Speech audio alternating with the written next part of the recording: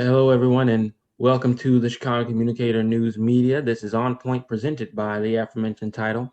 Today, we're going to be talking about crime in America, as it's been on the upshoot for decades, and as the 2021, and this is something that they've been talking about since probably 1991, from stats that I'm reading now.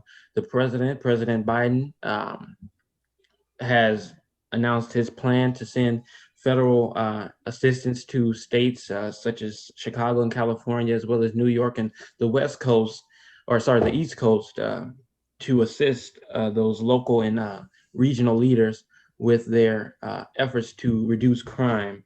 Um, this is something that comes differently, but we have to adjust to this. As for the previous 4 years, it was not something that we saw. Donald Trump threatened to bring federal agents into Chicago. However, it didn't happen simply because Lori Lightfoot was not going to allow him to do it for the reasons that he said he would. Um, what we have to realize, a lot of things is what the down.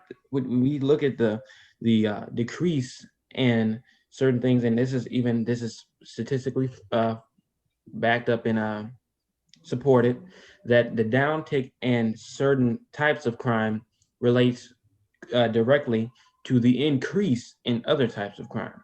Mhm. When you decrease the amount of organized crime, you increase the amount of disorganized crime. Uh, Disorganized crime is spontaneous bank robberies, store robberies, murders, things like that. Oh But yeah, we know about that. Yes, sir. Go ahead. crime organized by the mobs, and big cities like Chicago, Cleveland, Detroit, New York, and even Vermont, the whole state is controlled, or were at some point controlled by the mafia, and certain things were controlled, but crime was reduced because in certain neighborhoods that the mafia was influencing, they would dare somebody to commit a crime.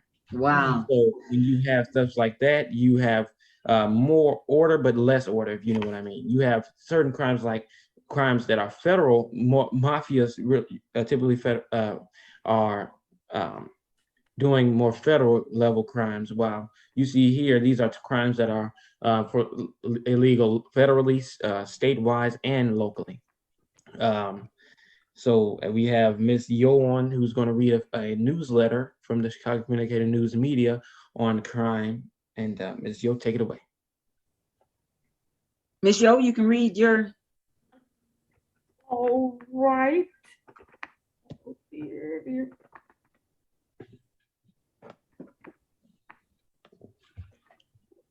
All right. Well, I want to ask some questions. The offenders, it starts off with offenders charged with murder in September, but there are no pictures, so go to the release. They may be up later.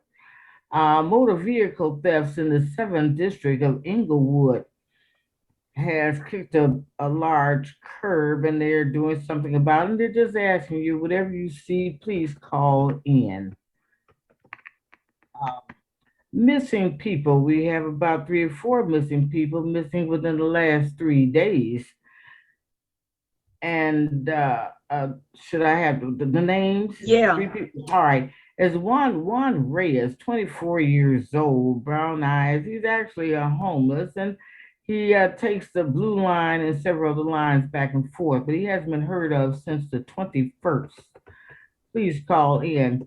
We have a young lady, Zaria Smith, 18 years old, and 5'5", African American, and she hasn't been seen since the 13th of June. What's happened to that 18-year-old? Her name is Sierra Smith. We have another young lady that's uh,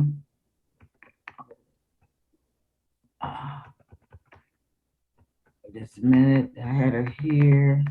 All right, here's a young man that is missing, and he's 33 years old. His name is Collie Moore Durrell. Last name Collie Moore Durrell, 33 years old, and he has not been seen. He's African American since the 15th. Last contact was the 17th of June. Look for further information. Then we have a young man that likes to hang out. His name is Joseph Johnson, and he looks a bit special here on this picture. and he's about 260 pounds, blue-eyed, brown hair, but maybe special. He hasn't been seen since June the 22nd, and he likes to hang out around 106 and Cottage Grove. May seem this white t-shirt, no other description. We have a young lady. Her name is Antoinette Gray, 58 years old, 4'11", 175 pounds, black hair, brown complexion. Last contact was June the 19th. Where is this young lady? Call in immediately. 8700 block of South Oglesby is where she's started missing from. That's too close for comfort, isn't it? All right, another young lady, Ortega Lucilla Ortega, 14 years old, female, to height about 5'2", 110 pounds, brown eyes, black hair. She went missing the 2100 block of North Trip. Please give a call, 14-year-old missing. We have another young lady, 81 years old, that could be at 80,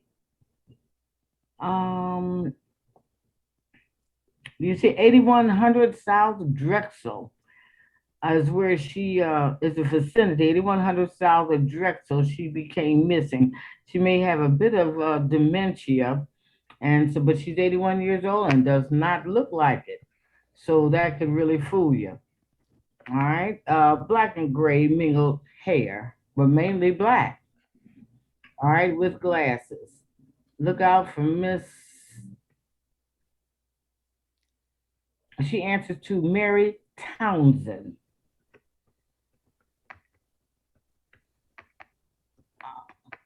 They have, all right, DUI Saturation Patrol, Calumet, which is the 5th district.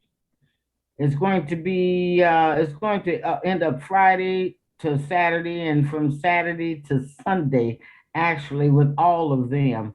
And the 5th is starting Friday at 7 p.m. to 3 o'clock in the morning. And Saturday, the 17th district will pick it up from there in the Albany Park area. And the others have not been posted as of yet. But be careful, guys, be careful, because those saturation patrols mean that you pass that point and they're going to stop you and check your license, check to see if you've been drinking, check to see if you've been drugging, check to see if you got seatbelts on. They're going to arrest you at one point and you'll be going to jail. So be very careful about those saturation points. That's why we're reporting them now. And plus, we want you to know about the missing persons and the people that are, out there that need some assistance that may not even know they need assistance. Go on, Ms. Jill. So why are we saying to be careful, though? I mean, that's a great thing that they're stopping. No, I'm saying, why are we saying to be careful? That's a great thing. I'm listening to Miss Sandra. Oh, I didn't hear you. Okay, I'm sorry. No, go on, Miss Campbell. I didn't. You were saying. I was saying, why are we saying be careful? That's a great thing if they're stopping people and doing that check. They need to check like that. That needs to happen. That's a really good thing. Because that gets inebriated. So they know. I agree. In terms of even drunk driving, most of the time, I think it said at least 85 to 90% of the time, the drunk driver is the one who survives a car accident when they're drunk driving.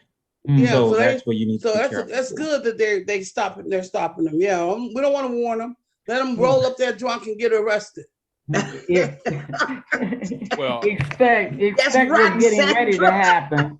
Well, this is the tax. Expect what's getting ready to happen. Get arrested. If you can hear me, I'm gonna stick to my guns, and I love that song from Beretta. Don't do the crime if you don't want to do the damn time. All right. Amen. Amen. All right. We need to bring that song back, baby. Well, bring it back. Put it on the show. I can play it first before let me say this. When we think about crime, let's put crime in two categories. We got the violent crime, that we see every day. Then we got the white collar crime that we also see every day. Yeah. And then we got political crime that we see every day. That's them folks we send to public office who go to Springfield City Council, down Congress. They give us unnecessary rules and regulations. Mm-hmm. They don't do nothing that needs to be done. Uh-huh. And that's a crime. That's a crime. Folks, they just passed 10 bills in Springfield to deal with property taxes. 10 of them. 10 bills. Right. And none of the bills is in our best interest. None Oh. of them. Senate Bill 508. If you own property and you go to the Board of Tax Review and say they give you $2,000 off of your property, the various governmental agencies can come right back and raise your property taxes to recoup that $2,000. Whoa. They passed that in Springfield, Who is they? the legislative bodies. So we need to know both parties. who signed off on that. So we can Yes, go we to do. Yes, we Well, do. I mean, when the That's bill, a crime. the bill actually, it's obviously we have to hold, and we can't say nowadays, we can't say that it's the Republicans who did this. Thank you. Because Illinois has an extreme Democratic majority. Yes. Democrats are known as the party of taxes. So we, at this point, if you are a Democrat, I say that I'm a Democrat, you have to go off party lines for this one and hold people accountable, because it's literally no bill can get passed in the Illinois State Senate or House if the Democrats do not put their support behind that bill. You're So right. that means that the people that we elected to those offices, the people we elected to those offices, That's right. they're not supporting what we want them to do then, right? And that's that true. problem is that because we're That's not, so true. we need to, beyond this television show, send letters to your people, and not only to your state senator or your state rep, but if you send them to your alderman, I'm sure, and if your alderman has some form of communication with the person who then represents them, because not only is your alderman represented by themselves, but they're represented by the people who go down to Springfield for them. But you know, and we don't even look at. Let me say this to you, TJ. And I was on a Zoom meeting with the new alderman of the 24th. And Who is that? with her, Jeanette Taylor.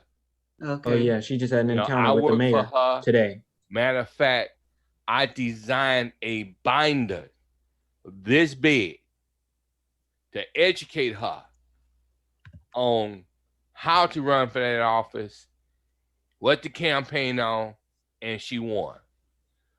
But the problem is this, folks, and I don't know how they're going to do this. You got 20 black aldermen, 18 Hispanic aldermen. Folks, that's 38 votes. All you need is 26 to do anything you want to. Exactly. They got the votes. They got the votes, but yet they're afraid of the mayor. Oh, that's not good. That's not good. And then That's political violence right there. What makes it even worse, we have a black mayor. Right. So if you are somehow afraid to make decisions as they relate to your race, we have a black mayor who should be behind making things better for black and brown communities. Otherwise, what is she in office for? Well, first of all, TJ, who is her first allegiance to? That's true. Can you answer that us. question? It ain't us. It ain't No, us. It's We're the political second. pack. Huh? It's the political pack that got her elected.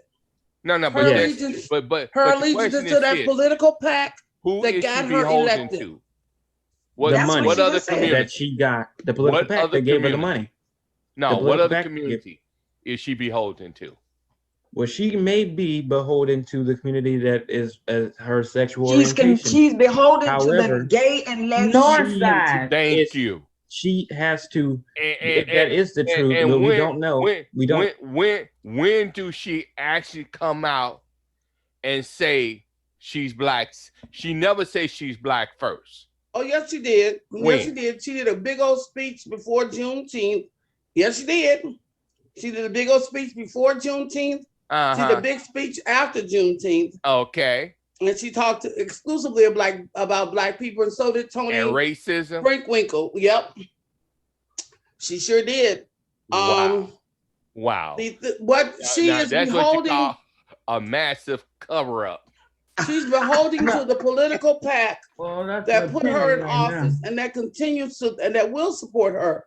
What happens is the same thing we had a conversation woman to woman about. If you do not, the communities at large, these wards at large are not turning out numbers.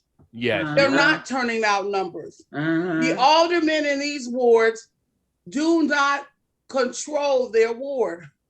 At any given time, if they remove their monies, any one of these aldermen in these black wards can be replaced. Amen. See that, Sandra? See that? You just said who they beholden to. The aldermen are beholden to their PACs, right?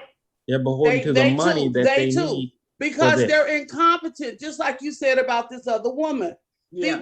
The community has allowed incompetent individuals to come in who don't know jack about Jill. And now they've got these jobs getting paid over $100,000 a year, part-time, and don't know SHIK about anything. They don't know what are local laws. They don't know county laws. They don't know state laws from federal. They don't know anything. They know nothing about the city structure. They know nothing about these wards that they say they want to represent, to include some of them still don't really live here. They have dual addresses. And the community allows it. The community has been allowing this for decades.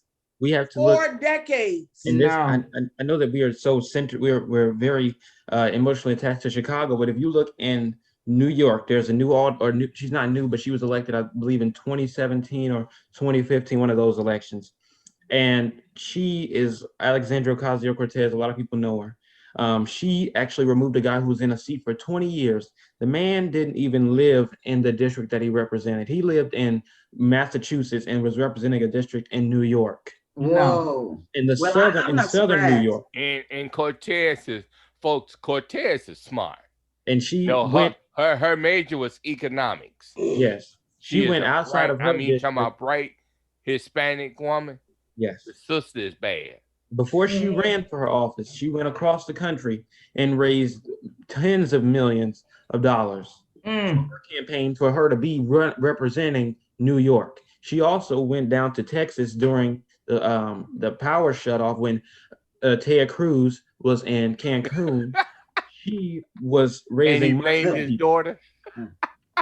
Listen, y'all stop. Y'all stop. Hey, let's take a few minutes and welcome some folks to the show. Like Miss Freddie Baxter. Hey, Freddie. Hey, Freddie. How you doing? Unmute yourself. Freddie. Maybe she's froze. What about Babette Payton? Babette, Levette, how are you guys? I love you. God loves you, and ain't nothing you can do about it. All right. Love you back. Ms. Levette. Love you. How's everybody? Okay. All right. Miss Freddie Bachelor, are you back yet? Oh, I think she's stuck. But go ahead, guys.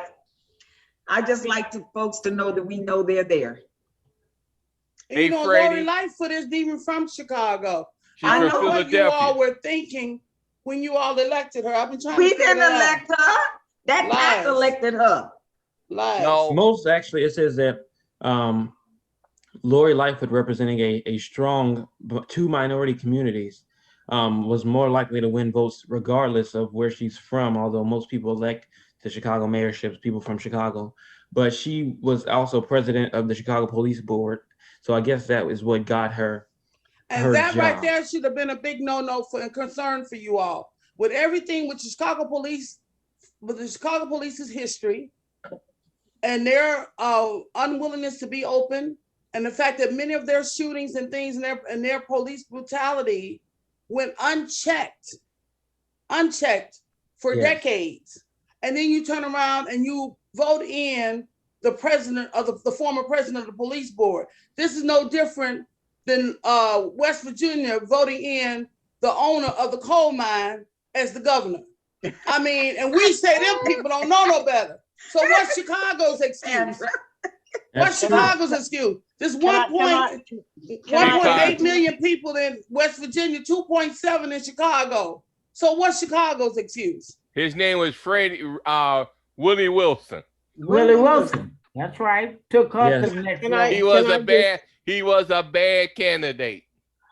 But even, you know what was that, Doc? What's Doc Walls? Will Doc Wall. Remember, Doc ran and screwed up numbers all the time as he could.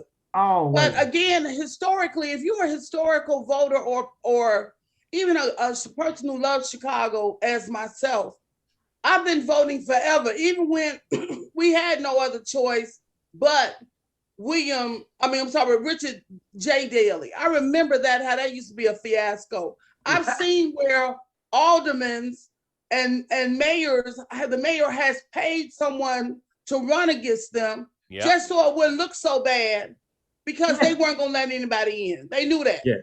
And that was at a time when people really didn't have a voice. Or again, you were really afraid because at that time there was some aldermen who really had some power.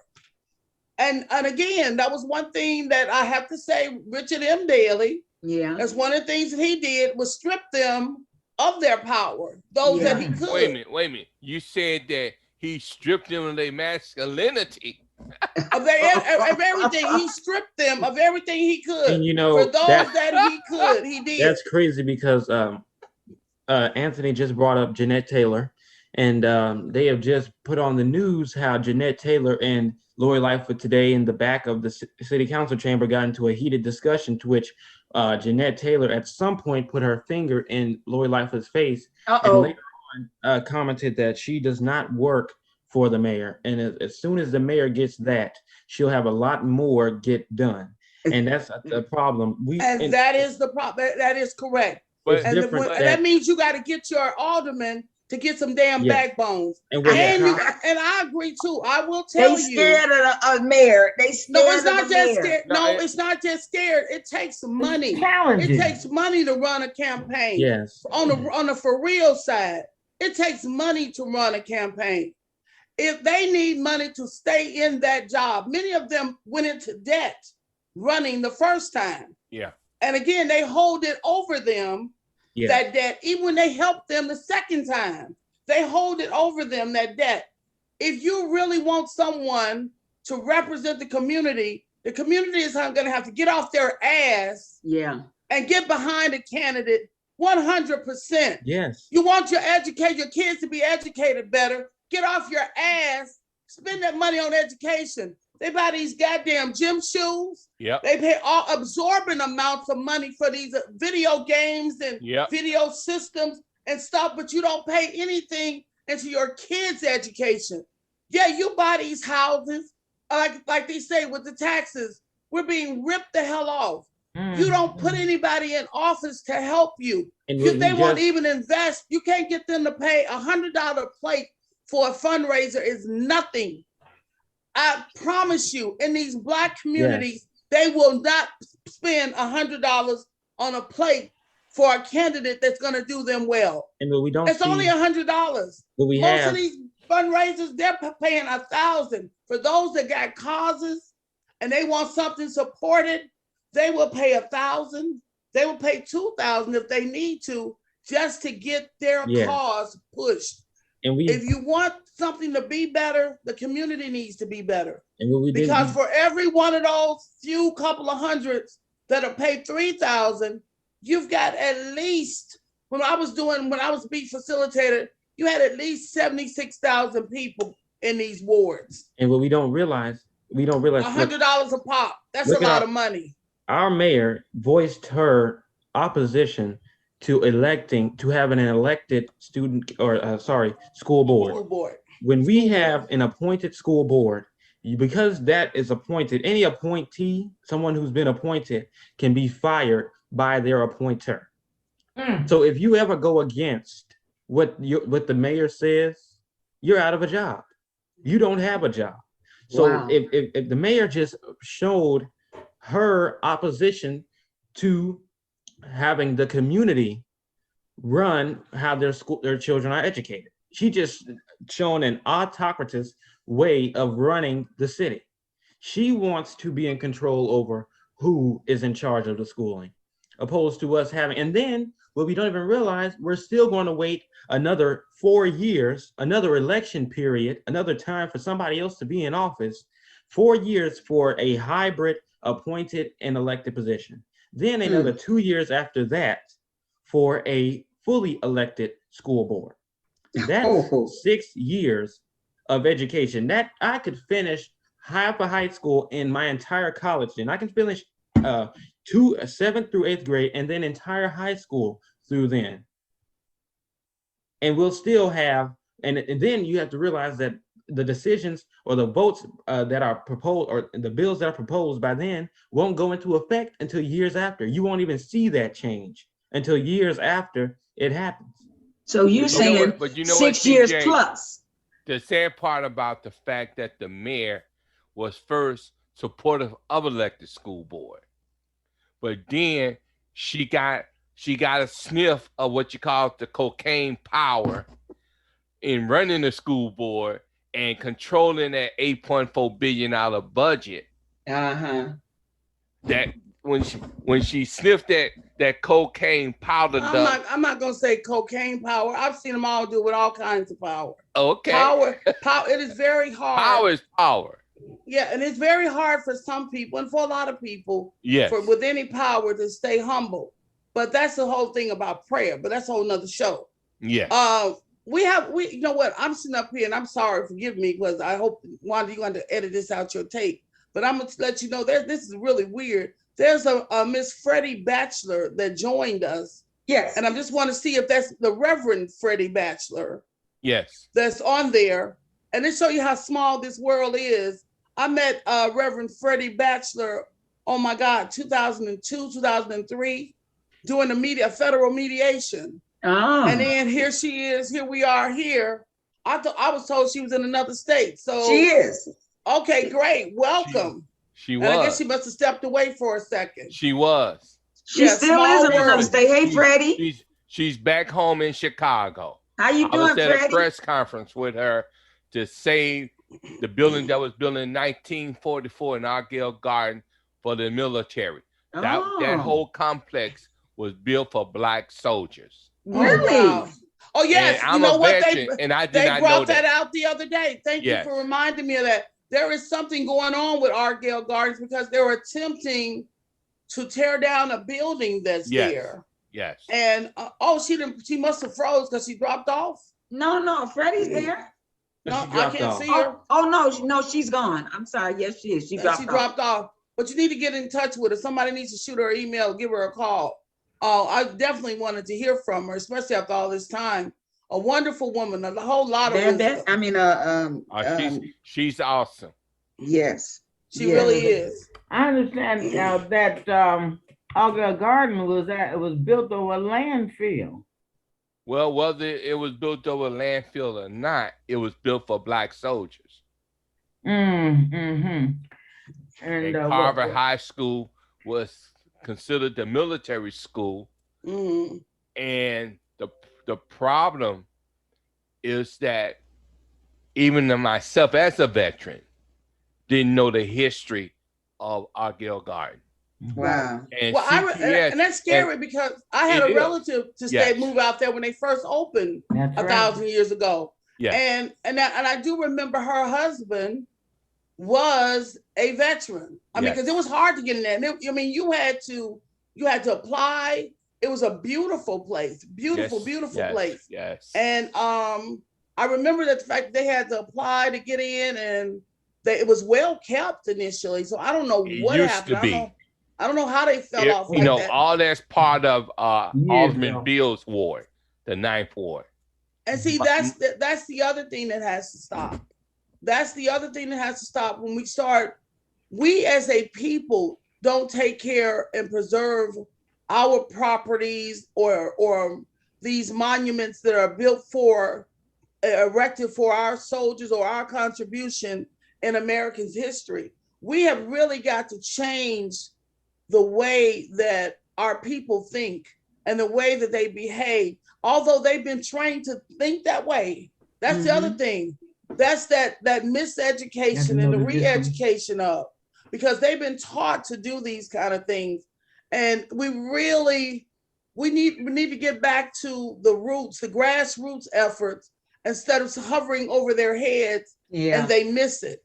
Yeah. They miss the message. They don't get the education. They don't get the information. And you know, Right.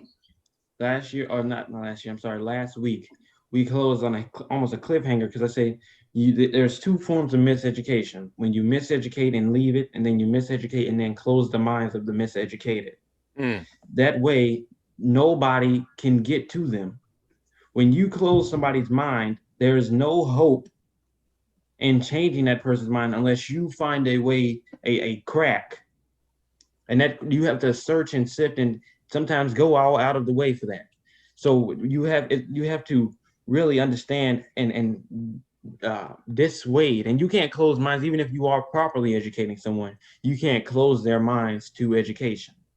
Because TJ, that's why it was so dangerous for us to be up under the tutelage of 45 for the 4 years that he was in office.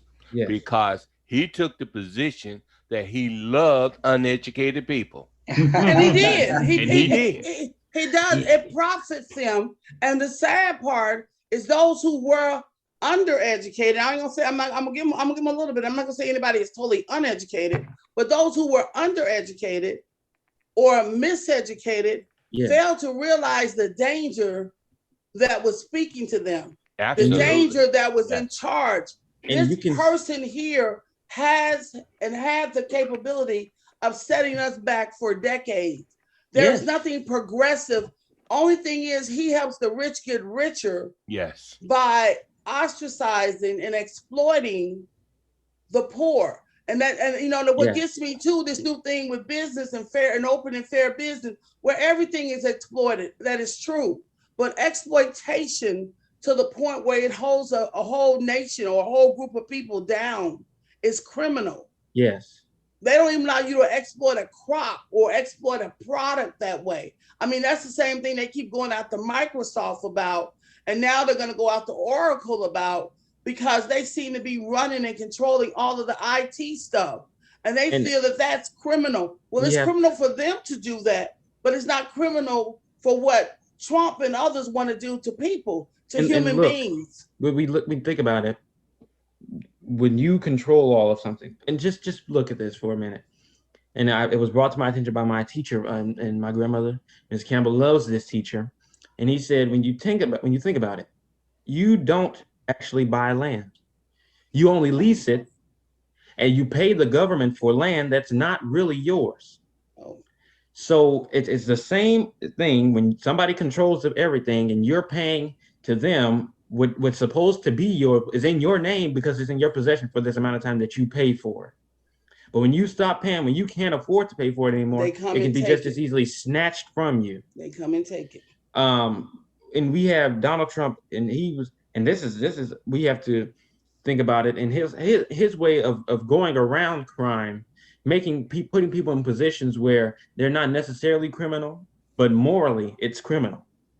Ben Carson serving as Secretary of Housing and Urban Development when he is Go a ahead, doctor. TJ. Then Ben Carson, having been offered the role of Secretary of Health and Human Services, turning it down for, quote, lack of experience and knowledge in that field. That's what he said. A Dr. Ben Carson, MD, behind his name. Dr. Ben Carson, turning down the role of Secretary of Health and Human Services. What you don't even have to worry about the human services, but health and human services. That's where he should have been.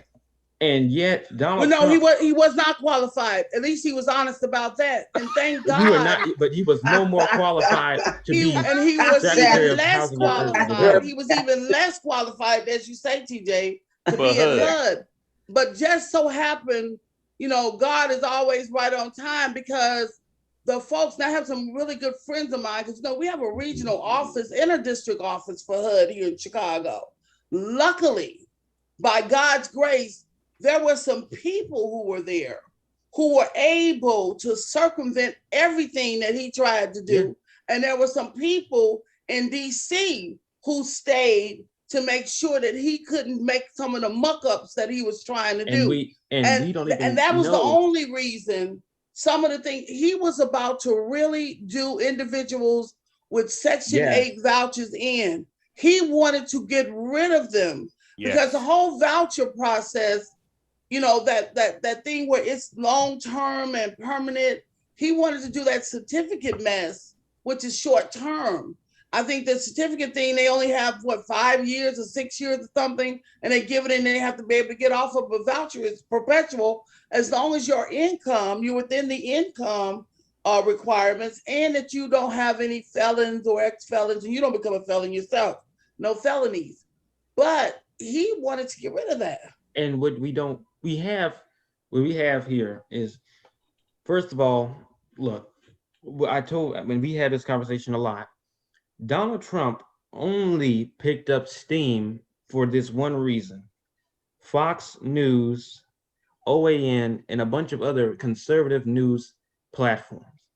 When you have conservative news, which was not as popular, and this is why they say Nixon resigned and was impeached. If they had Fox News and these other Newsmax and America First News and all this stuff that claims to be patriotic, but they so constantly break the flag code. But anyway, Nixon could have survived this impeachment and would have if they had Fox News. Yeah. But thank God for Walter Cronkite, who was deemed the most trusted man in the United States. Everybody trusted what he said to be true, and was.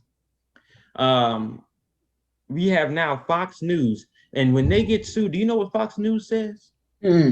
Their news anchors are characters. Nothing they say is meant to be taken as factual. Yeah, isn't that scary? Hold on, everybody think about that.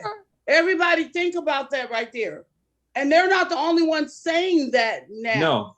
No, they aren't. They're not the only ones, and that's what I'm saying. So I fuss all the time. If you're the media, you must have integrity, and you must be willing to tell the truth. You need to have knowledge and integrity and honesty. Because otherwise, that means that so Fox otherwise, News is as credible as SpongeBob. There's not any news. That's right.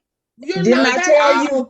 I told you all that Morgan Carter said news is created. It is not that, right. It's created and then it's reported. And the facts obviously have nothing to do with it. Facts have nothing to do with it. Nope. But I'm gonna tell you even more. Your court system, because of this craziness, is quickly becoming that way also. Yes. Oh, wow. It is not about the truth. It is who tells the best story. That's because your attorneys are legal. They're legal liars. No, and I'm not gonna let you do that. No, I'm not gonna let you do that. I'm not gonna let you do that. I got most too many attorneys are attorney not. friends and family. They're not legal liars. But what they are is they, first of all, find a way for their clients to. First of all, with attorneys, they make sure that there is always or depends. It depends. Everything depends in law.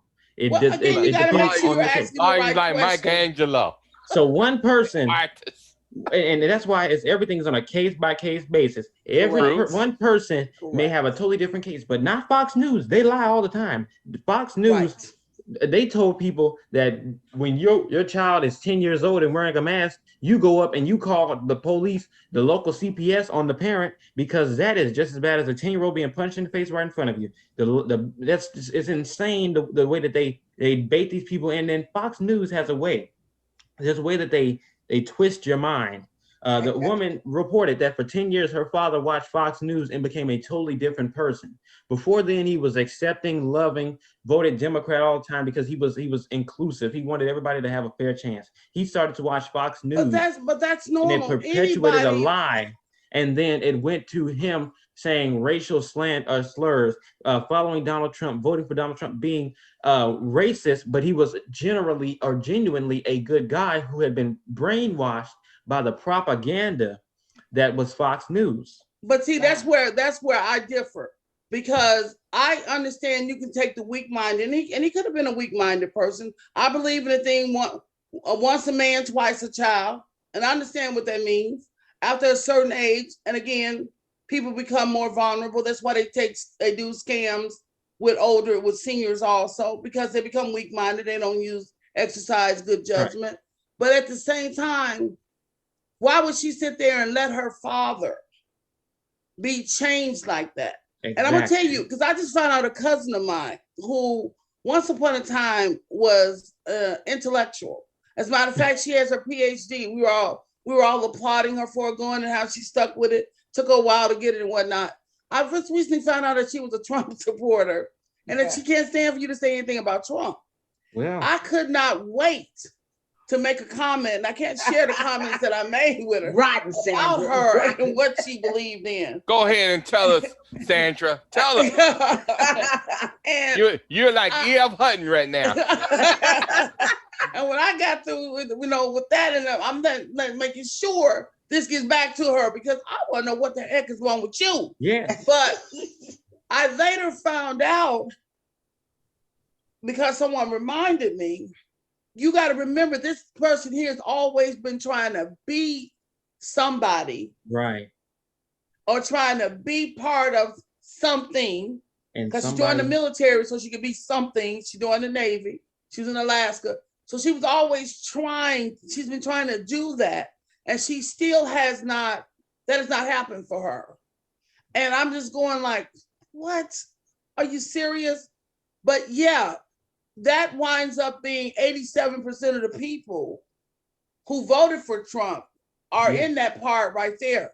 They're not happy with their lives, regardless of what they've accomplished. Because I can tell you, she did accomplish. I just told you, she has her PhD. She flips houses. She's been very successful in that. She married a military member. They've been all over Italy, lived everywhere. She raised a son. She's still married. Again, I don't know whether they're happy, but they're still together out of 30-some years. And they said undoubtedly they're not. But they don't look at that as accomplishments. And so she still is looking because she's lacking. Yeah, and that's what makes her and her type dangerous. And people have told people that money is the root of everything. But I don't even know if it's money, because ran on a platform of I'm so rich, I'm this rich, I'm really rich. But come to find out, he's not that rich. Donald Trump is not even a billionaire. No, he's not. When this man has ran a campaign to get, and this should be a crime. They need to look at him in the Southern District of Florida right now for this one. Got $245 million out of people after he was out of office. Yeah, after he was out of office. You have just scammed 70+ million people, and then lie, and you have to look at it, because if you and just wait to history 20-30 years from now, when most of the Trump supporters are dead and gone, because you know that most of them are older people. When you look at history, when you look at history, got some young ones. It's going to be so hard to understand what happened from the years 2016 to the years 2021, because the only thing is going to be a blur entitled Donald Trump. Well, that's the way it was with Taft, and that's the way it was with Grant.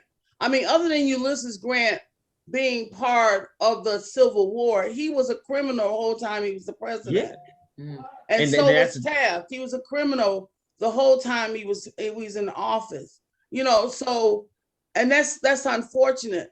But again, we would say then, and we're back, because we got to get off of this conversation. This is really for tomorrow. We would say for the lack of the education of the people, but for a more learned, more educated America now, for this to happen now, it's totally unacceptable. Mm-hmm. It's totally unacceptable. Mm-hmm. And same with the crime. I saw where they had that shooting over there on Wells Street, Wanda. Remember over there right off of 38th, the expressway? Yeah. they had a shooting and one person died on the scene. One is not expected to live. I said they said he's in really grave condition, and another one is in serious critical condition, but he's stable. And nobody knows anything. Nobody can say anything about who did the shooting. And that's the kind of stuff Now, that goes wait a minute, on all it gets the time. worse. Wait a minute, here's another one. Day before yesterday, night before last, there, and I heard about this shooting early yesterday morning, really early, because TJ was up and I just happened to turn and there was news and heard it. This couple went through Humboldt Park, and something happened in Humboldt Park. They hit a car, scraped the car, or something. Yeah. The people in Humboldt Park beat that couple. The man died. The man died that night. The girl died yesterday. What? Yeah, how old were they? And no, young people. And they're the parents of two little people. They got two babies. And no one is saying anything. And this is, we have two, that is nothing. The result. Now, I'm gonna tell you, I can tell you on one of them little things when they were showing the community, some of those people had Ring. Those who know about the doorbell Ring. Yes. So if you had Ring, if they go back and turn on that camera, even if they weren't there, they can see what happened. Right. Oh, Lord. But nobody's saying anything. And we have two major problems. Number one problem is, first of all, police officers have, and then this is something that should have been addressed a long time ago.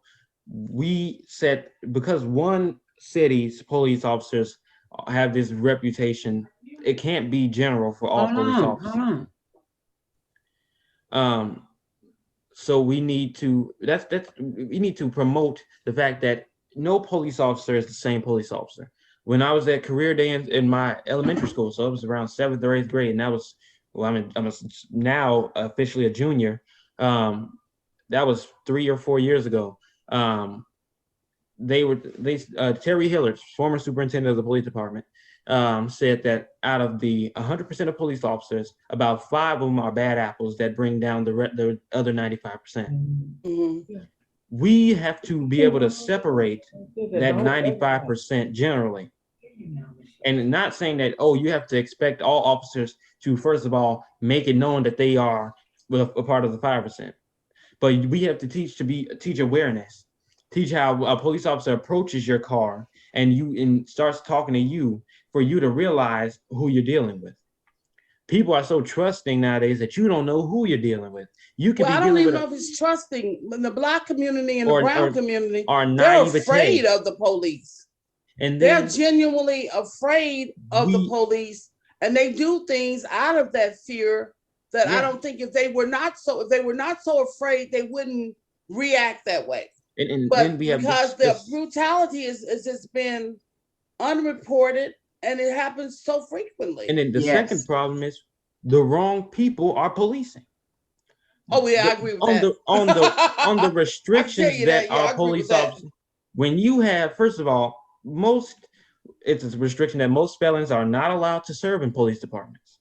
And that's okay when it's depending on your felony. That's why I believe everything in life should really be a case-by-case basis. I don't believe in generalizing things. But one second, when you have felons, you can be felonies that are non-violent felonies that you can be rehabilitated for, that you come out of prison a totally new person, yet because you have this felony, you're not allowed to serve as a police officer. And actually, you know more about the police or the criminal justice department than any police officer does, because you've experienced it firsthand. So when you have people like that who have been limited and restricted from doing certain jobs that they know more about now after experiencing it on the adverse side, you can't expect to have people who are compassionate or caring, because they see as all criminals, no matter what they do, should be punished. And then they have this vigilante theory in their mind that they must be the punisher. You can't be the judge, jury, and trained. Many of them, just like the Austin Police Department and the Chicago Police Department and police departments around the country, they have to be trained differently now. I can tell you that they were not trained to be compassionate. They were not trained to be mediators. I mean, you had some who, because of their other advancement in their careers, many of the Chicago police, again, even when I was a kid, many of them were serving as police, but they were going to be attorneys. I mean, even Ed Burke himself, you know, and there are others that were in the Burke family and a lot of these other families, they served on the police department, but it was always their intent, and their kids served, for them to be attorneys. I mean, that was one of the big things, you know. So that was your first way in. And once upon a time, it was easy for you to work on the police department and study for your law school stuff, because you're sitting up in the car, or you put you on desk duty. You know, that was still when they were paper pushers, and it took a long time to do a little bit of nothing. And as automation came in, that changed drastically. Also, with the requirement that you talk to people more. People quit just doing what the police said do because they said they was the police. And that's because of that criminal element that was also going on. But now we have an increase in police officers, or now you see that a lot of police officers are veterans, and it's not general, but when you see a veteran, some of them would have post-traumatic stress disorder or something else that is untreated and unrecognized. And no, then unreported. You have they a lie. They stigma. don't say they have PTSD, and they have served many times as the military police in the government. And America, and that's who they recruit, and they shouldn't, because those people have some serious issues and their own biases, and they bring those biases into those police departments. Let me say this, and I want the police to understand this. Yesterday on MSNBC, this cop, I think he was Asian, he made a point that we shouldn't paint all cops with the same brush as the cop up there in Minnesota. I agree. But my point to that cop is, it is your guys' responsibility to weed out the bad apples, just and like what happened up in New York with Serpico. Report them, yes. And instead of and you know them, don't protect them, don't ignore them, don't continue to allow them to do harm, and you say nothing. Just like that one that said, there was one that I don't think he was in court when they did George Floyd, but there was another officer that he came to the scene and was on the scene or something. Yeah. And he said that he wanted and was telling that guy to get off of him. Right. And even one of the people had their cell phones recorded him saying, "Man, that's enough. Get off of him. He looks dead. Get off of him." And the guy wouldn't get off of him. He just left. And there's this weird. He didn't call and say, "Get me a manager, get me a supervisor." None of those who stood by and watched him kill, they're always able to call and get that beat. Here they're called a beat team leader, or they used to be called beat managers, because I was a beat facilitator for decades. They used to have to be able to call and get that manager or that team leader out there. If they didn't agree with what was going on, you don't have to stand by and let that fellow officer. So then all of those men, all of those officers that were standing there are just as guilty. Yes, they are just as guilty. I agree. Accountability, that's right. I would say that. And what we have also, you are your brother's keeper. In this, exactly. That's what they promote. They promote you having this form of brotherhood and sisterhood where you don't rat out one person. And then you have it so deeply rooted in leadership that if you go after one person, then another person then in turn goes after you. Your sergeant may then go after you, or your corporal or lieutenant may go after you. That's kind of a lie, because early in our beat meetings, we had a situation, and Mike is probably retired now. He should be. As a matter of fact, I know he is, because he's got to be 64 now. And it's automatic retirement at 64. He's got to be past 64, as a matter of fact. He made a comment, and at that time, former superintendent, I can't remember his name, I see his face. They lived on the next corner block from me. The superintendent's wife kept the house, and the superintendent had moved out, and he was still superintendent. He was still superintendent of Chicago Police Department. Rodriguez was he was the deputy superintendent. Rodriguez was the superintendent at the time. And we were having a big meeting. Harley Schenker was the commander of the 8th District. Mike told the community when we were talking to him, and just so happened, we had the deputy superintendent's wife sitting there who was a community resident too. That's why I tell you, you'd be surprised who lives in these communities. Mm-hmm. And when he made the comment that this was just a job, he said, I come here as this is just a job and I go home. We said, what the? And we couldn't cuss too much because we were in the Rose of Sharon church in their basement. They were letting us use, because we used to move the beat meeting so that those who didn't drive could come. And then our big meeting was held over on 57th and Kedzie. So we would alternate to make sure both sides of the beat could come, because my beat ended at Kedzie and began at Bell. So therefore, people at Bell, Western Avenue, Claremont, Maplewood, Artesian, Rockwell, they could come to Rose of Sharon. Then anybody on the other side of Rockwell or the other side of California, they would just come to Kedzie because it was bigger. We had a bigger parking place, but Rose of Sharon gave us their entire basement. So we had plenty of room and most people walked. He told us that before we could get out of the meeting good, she had called. Harley Schenker was sitting there and told Mike to stop talking and put him back on the street, because luckily we were glad that he heard it. And the next thing we knew, they moved Mike's butt out of the 8th District entirely. Wow. Because with that kind of attitude for community policing, Mm-hmm. to say you just come here because this is your job and just to do your 8 hours. Yeah. And you're not here to address the issue. Yes, See? crimes are committed, but like you said, not every crime is a major crime. Right. Again, there are some organized crime. Organized crime, it takes the neighbors, it takes the homeowners, it takes the stakeholders to report that. Because organized crime is going to be when they bring them big truckloads of drugs into your community. Yeah. And they got that U-Haul or that Penske truck sitting there and ain't nobody touching it. And it's in the middle of Inglewood. And you know, doggone well, how they going to leave that truck there? And you can't even leave your car door unlocked and come back and have everything That's in there, right. including your car. And So you know it's got to belong to organized crime. And the people in the street with the petty crimes, they know. So you need them involved. So you're not just there to get a job. And you're there to see that and notice that Penske truck is sitting there. And you don't have to wait to get a phone call. And the wrong idea that's perpetuated is that in crime, just like any other mindset, if it's something that somebody wants to do, it's very hard to change them from doing it.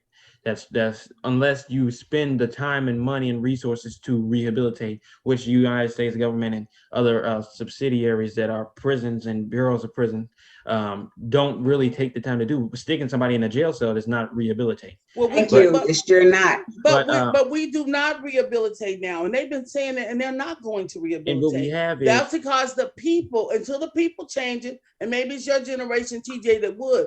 Once upon a time, Wanda and Anthony, I know you can remember, and LaShawn, you might remember even. They went and got degrees. They got their high school diplomas while they were locked up. Let me finish this thought. America is seen as one of the lesser fortunate countries when it comes to crime rehabilitation. They have in Norway right now a prison, most prisons that are like this. They provide, first of all, prisoners. They're not called prisoners. They're called peers. People who interact with others. They are not considered. Prisoner is such a derogatory term. It makes them seem less than or like they're enslaved.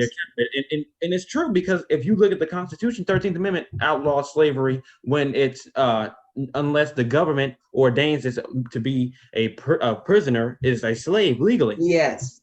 A slave of the government. That's right. That's what the 13th Amendment outlines. In Norway, their peers, they live in these little apartment things. Their family, if they have a family, their family also gets to live with them. I think that's a great way to do that. It's a rehabilitation. It's re-entering them into life. Yes. As you know it. People go into prison for 30, 40, 50 years and come out and they have They don't no even know idea anything about living what's outside the prison. changed. They don't know, and they can't vote. They don't know who's president. They don't know what's Right. going on. They don't know the economic situation. And then they're not provided with prison, like this stipend or something for this prison exit. That's They right. are thrown into society with $10, as they That's say. They right. give them $10 to get on the bus and go home. That's it. And they don't go to a home because if there's nowhere for them to go. That's And then right. in Norway, what they do, they reintroduce them into society. They let them out once a week to see the changes, or twice a week to see the changes in society as they know it. They have the family to come visit them and show them and keep up that family life.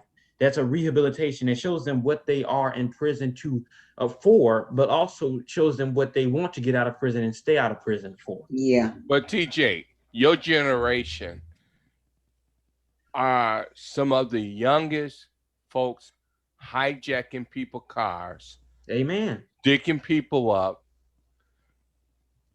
How do you, at your age, and I say for a young man, you're probably one of the brightest young men I have met in my life, and I appreciate that. But I want you to give us a little schooling on what is going on with your generation and why is it that they're out there committing all this crime.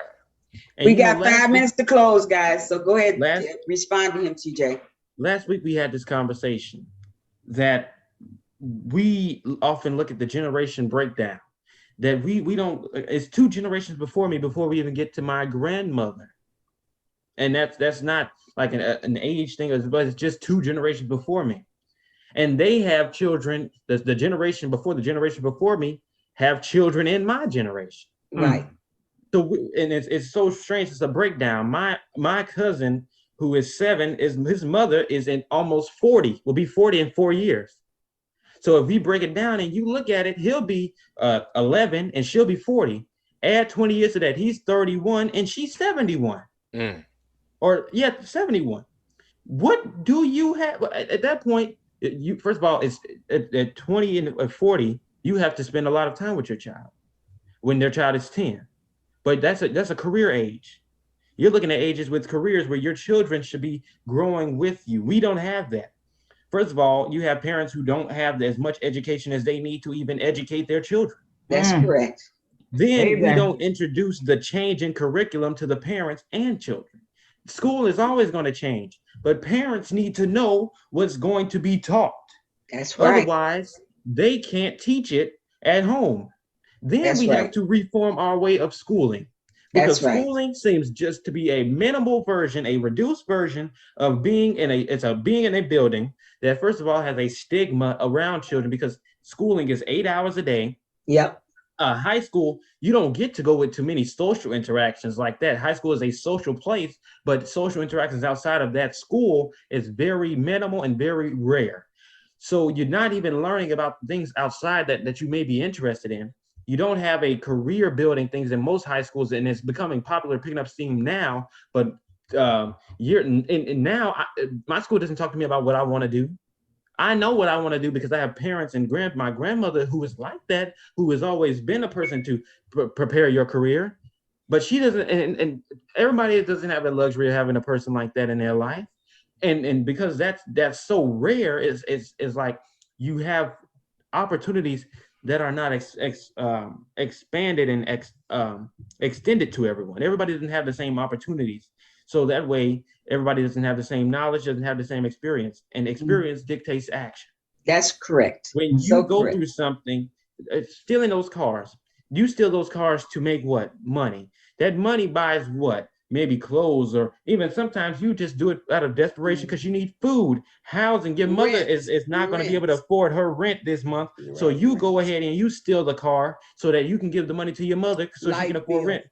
And then we have these stimulus checks. These stimulus checks didn't do anything because people were catching up on their bills that they're already past due with those stimulus checks and buying food. Then you have the ignorant, and it's not ignorant like they don't know anything, but they're ignorant to the fact of spending money, who went ahead and spent them on game systems and stuff that now they're months in and these moratoriums are being lifted. They got bills to pay, but they don't have money to pay them bills. And you see that after it was a surge in carjackings after money was received, but it's also after money was spent. After stores started selling out on shoes and games and other stuff is when the surges and carjackings happened, because they realized I don't have this money that I need for the stuff that I need. Pay my bills, the necessities. And then because they were busy, Right. And COVID, now we don't COVID have those, made them try to comfort themselves. we don't have those And financial now the literacy real world is classes back. that show them you can go and spend some stuff on luxuries, but you need to make sure that this luxury comes after your The necessity. necessities. Right, yes. right. Well, ladies and gentlemen, we're at the close of our show. This has been a very interesting discussion. We didn't speak to LaShawn. Hi, LaShawn. Thank you for Hey, coming. LaShawn. Please Girl, come you about back. to jump in there. Hey, y'all was getting it in. I couldn't even get a word in. Girl, just jump in. So don't think my quietness was just because I'm weak like that. Listen, We know you're not weak. We know you're not weak, VP. We know. You come on back. You come Hey, on back next hey, week, okay? All That right. little Sean is from the hundreds, y'all. There you Come go. on in There here, you go. girl. Everybody, thanks for joining. Thank We you. enjoyed the discussion, and I look forward to seeing you. Come back tomorrow. We'll be on the Woman Woman and Woman. Show. We talk more about education. Yes. Yeah. Okay. All right. Have a good one. Have a good one. Good All to right. see you guys. Shalom. Stay safe. All right. Adios. Adios.